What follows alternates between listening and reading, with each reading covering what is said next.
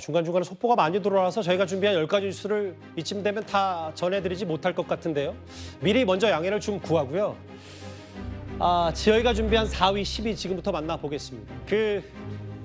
문재인 전 대통령의 딸인 문다혜 씨가 청와대 관계자들과 돈 거래를 한 사실이 뒤늦게 알려지면서 이에 대한 의혹도 쉽게 식지 않고 있습니다. 결국 그 돈으로 문다혜 씨가 뭘 하려고 했는지가 의혹의 핵심일 텐데요. 그런데 문다혜 씨가 부동산을 매입하는 과정에서도 과거 당시 야당의 의혹이 제기된 바가 있었습니다.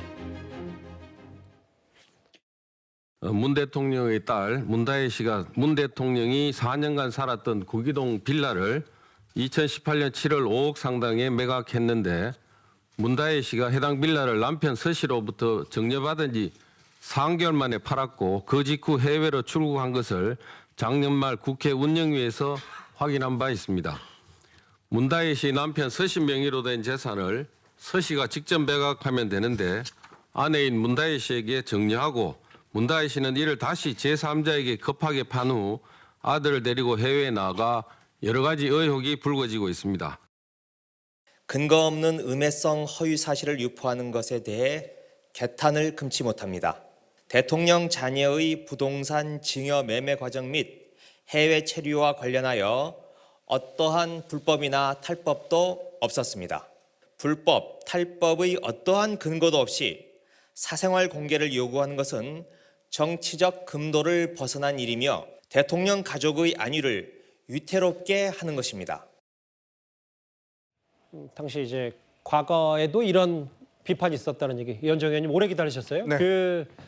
어제까지만 해도 문다혜 씨와 경호처 직원의 수천만 원 돈 거래 좀 석연치 않은 거냐는 얘기까지 전해드렸었는데 검찰은 아직 의심 단계지만 뭔가 집과 관련됐다고 생각하는 것 같아요. 그러니까 동거래의 어떤 목적이 조금씩 드러나는 것 같습니다. 뭐 개인 간의 동거래는 뭐 충분히 할 수가 있겠죠. 예.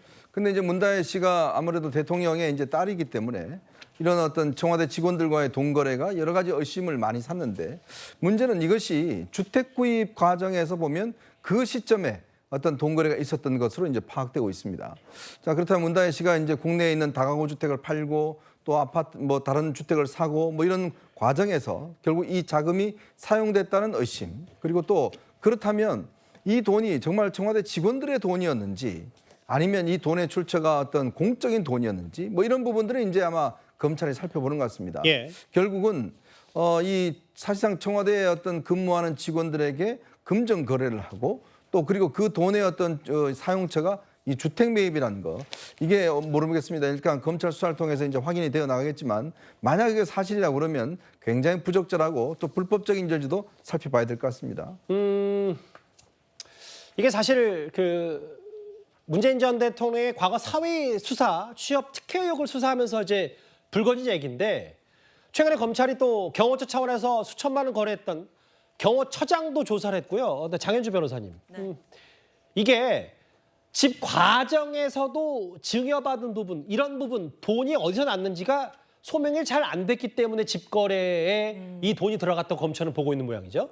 일단 검찰이 바라보는 거는요, 여러 가지 이제 의심들이 있지만 결국 저 출처가 확인 안 되는 돈이 있고 그것이 이제 문다혜 씨와 관련된 어떤 그 주변인들과의 금전 거래와 관련성이 있는 것은 아닌가에서부터 시작을 해서 예. 수사를 진행하고 있는 것으로 봐야겠습니다. 예. 지금까지 일단 언론 보도를 통해 알려진 바에 따른다면 아직까지는 뭐 의혹이나 가능성의 단계인 것 같아요. 예. 뭐 다들 아시다시피 어떤 개인이 또 다른 개인과 금전 거래를 했다는 것만으로 당연히 뭐 범죄 행위가 된다고 보기는 어려울 겁니다. 예. 다만 어떤 석연치 않은 금전 거래가 있다라고 검찰이 판단한다라면 그것에 더 나아가서 이것이 다른 혐의점과 연결되는 것은 있는지 또 다른 혐의의 어떤 근거가 되는지 이런 부분들을 검찰 입장에서 수사를 통해 찾아내야 될 텐데요. 예. 지금 현재로서는 뭐 금전 거래들이 있었다 정도이기 때문에 아직 어떤 결론을 예상하기에는 좀 섣부른 것 아닌가라는 생각도 듭니다. 근데 이제 이런 부분일 거예요. 뭐 진짜 그 돈으로 문다혜 씨가 집 부동산 관련 돈인지 아닌지 저도 잘 모르겠어요. 다만 이제 박성민 비서관님, 이게 단 한 명이 아니라 돈 거래가 청와대 직원들과 비교적 많이 뭐 수천만 원부터 수백만 원권이 이루어졌다는 게 공적인 돈이냐 사적인 돈이냐부터 해서 이게 이렇게 직접적으로 왜 청와대 직원들과 돈 거래한 것도 그건 일종의 돈 세탁 아니냐, 이 부분은 무슨 뭐 김건희 여사 건과 물타기 이런 거 말고도 일단 수사는 제대로 해야 되는 건 아닌지 어떻게 보십니까?